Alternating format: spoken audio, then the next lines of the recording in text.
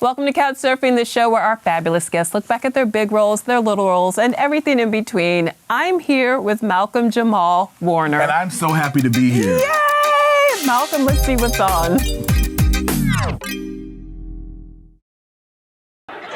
my shirt?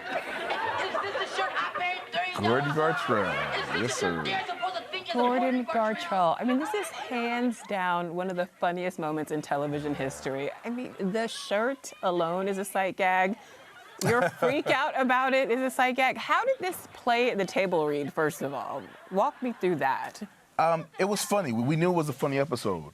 And as well as it played at the table read, it was not this at all.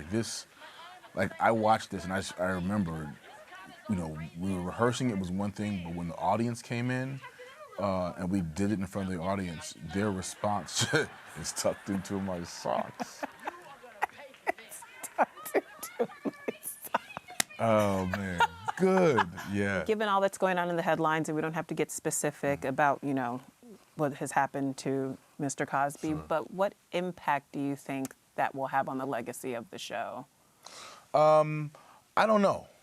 And I say that because I did an interview one time and the person asked me about the legacy of the show being tarnished. And my response was, 'cause she asked me, did I think the legacy would be tarnished? And my response was, well, it can't help but to be, because whenever we have instances where we talk about stereotypical images of people of color, we've always had the Cosby Show to hold juxtaposed against that. And the next day the headlines came out, Malcolm-Jamal Warner says the legacy of the Cosby Show is tarnished.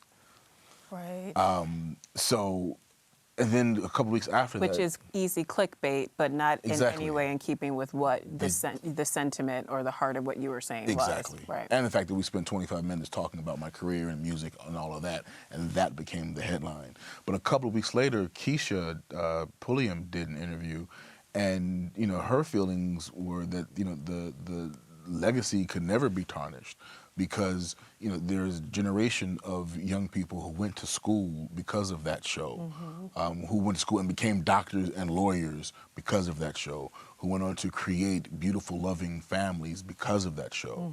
So her thing was that there was so much good that the show did that cannot be undone. So I firmly stand with her on that, to that account. There's so much that show has done.